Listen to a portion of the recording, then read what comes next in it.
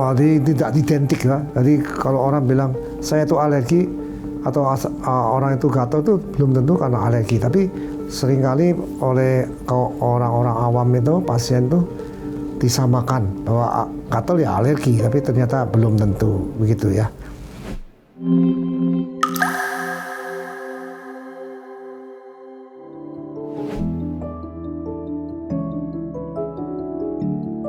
Jadi alergi itu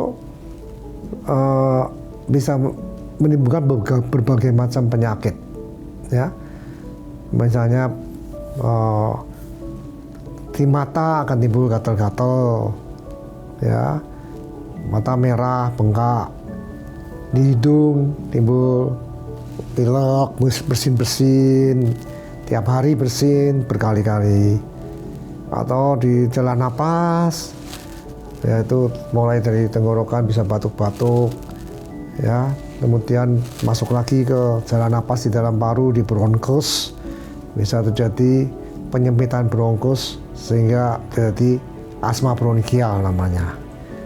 Dan asma biasanya asma bronkial ini apabila diturunkan karena alergi sudah dimulai dari sejak umur kecil. Demikian.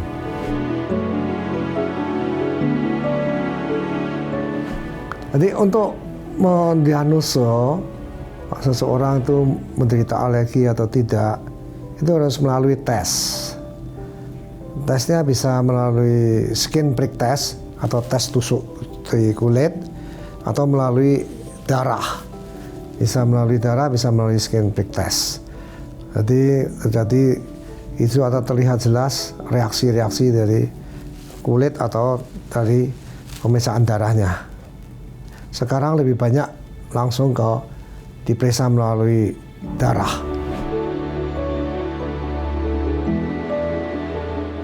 Mencegah penyakit alergi, maka harus diketahui dulu alerginya terhadap apa, ya.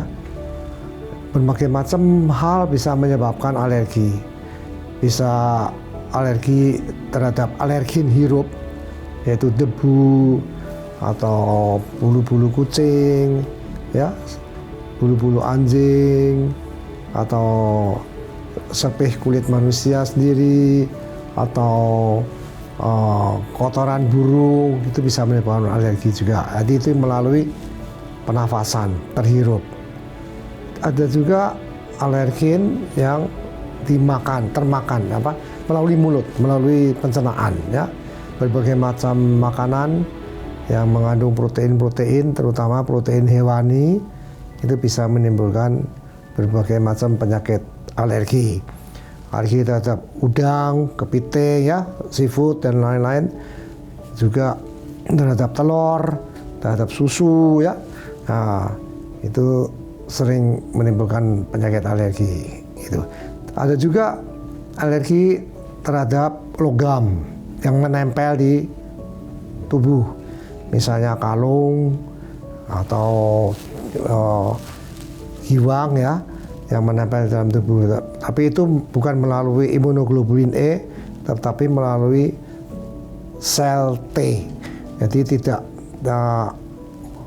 prosesnya terjadinya alergi itu lain daripada dengan alergi tipe 1. Kalau alergi tipe 1 melalui imunoglobulin E, kalau yang alergi terhadap logam-logam, namanya kontak dermatitis, biasanya terjadi eksim, ya, setelah kontak terhadap logam.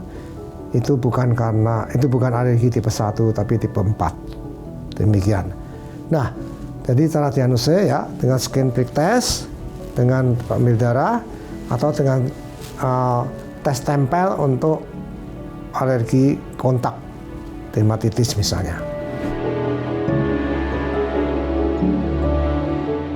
Kalau tidak diputuskan mata rantainya, tidak diputuskan kontaknya terhadap alergen tersebut, ya tetap aja akan timbul gejalanya. Nah, kalau sudah terjadi gejala, maka kita harus obatin, ya. Obatinnya ya tergantung dari keluhannya apa. Umpamanya kulit gatal-gatal, ya tentu saja obatnya yang anti gatal, antihistamin ya, anti radang, kemudian topikal atau salep ya. Kemudian kalau pernafasan misalnya asma ya ada berbagai macam sekarang, yaitu obat-obat sedot ya, untuk mencegah maupun untuk mengobati. Ada beberapa macam obat sedot. Obat-obat untuk penyakitnya ya, misalnya asma, atau obat-obat untuk gatalnya, atau obat-obat untuk pilek-pileknya, itu untuk mengobati gejalanya ya, mengobati terhadap penyebabnya, hanya menghindari alerginya. Jadi kalau alergi terhadap susu ya harus dihindari, terhadap telur dihindari, atau terhadap debu rumah juga harus dihindari, atau bulu anjing, bulu kucing harus dihindari. Itu jalan satu-satunya untuk mencegah terhadap timbulnya gejala penyakit. Dan memang agak sulit bahwa untuk menyembuhkan 100%, misalnya penyakit yang disebabkan oleh alergi, yaitu misalnya asma. Asma bronkial itu memang bisa dikontrol dengan obat-obatan seminimal mungkin, seaman mungkin, efek sampingnya seminimal mungkin juga, atau tidak ada efek sampingnya ya, misalnya dengan obat-obat sedot, dengan obat-obat minum. Demikian. Untuk 100% menyembuhkan itu harus lepas sama sekali dari kontak dari alerginya, dan itu memang amat sulit begitu. Jadi tapi obat-obat tersebut walaupun banyak juga yang harus mengkonsumsi seumur hidup, tidak berbahaya. Sekarang banyak sekali obat-obat untuk asma, untuk gatal, untuk pilek ya, untuk penyakit-penyakit alergi itu sudah aman, dan memang seringkali harus dikonsumsi dalam jangka panjang, atau mungkin bisa harus seumur hidup dikonsumsi. Dan itu bukan karena ketergantungan, tapi karena memang penyakitnya demikian keadaannya, sehingga dia memerlukan obat terus untuk mengontrol ya, untuk mengontrol penyakitnya. Jadi harus konsumsi obat terus, tapi bukan suatu ketergantungan. Memang kalau dilepas obatnya kumat penyakitnya bisa, tapi itu bukan artinya bukan ketergantungan. Demikiannya, karena memang itu untuk mengontrol penyakitnya gitu.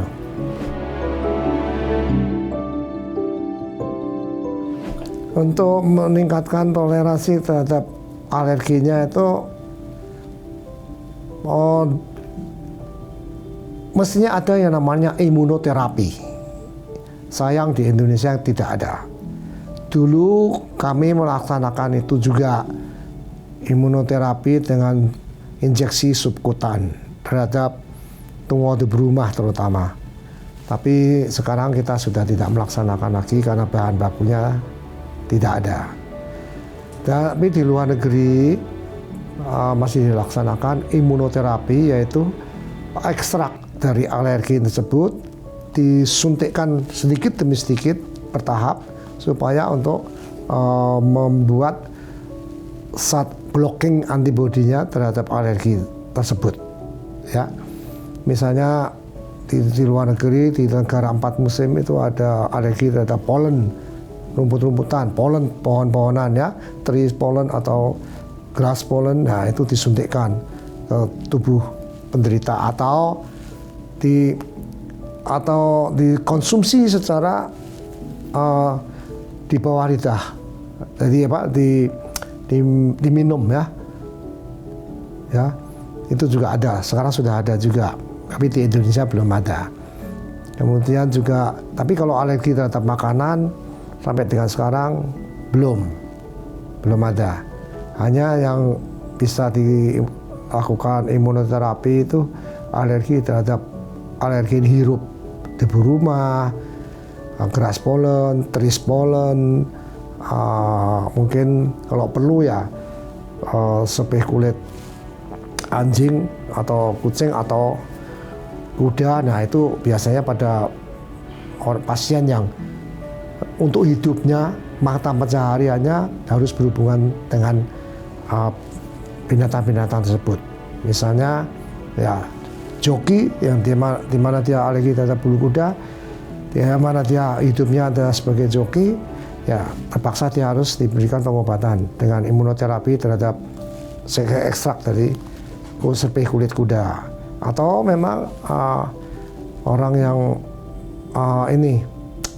punya anjing ya, dan tidak bisa lepas dari anjingnya, atau mata pencahariannya memang menernakkan anjing ya, mungkin itu harus diberikan imunoterapi terhadap serpih kulit anjing.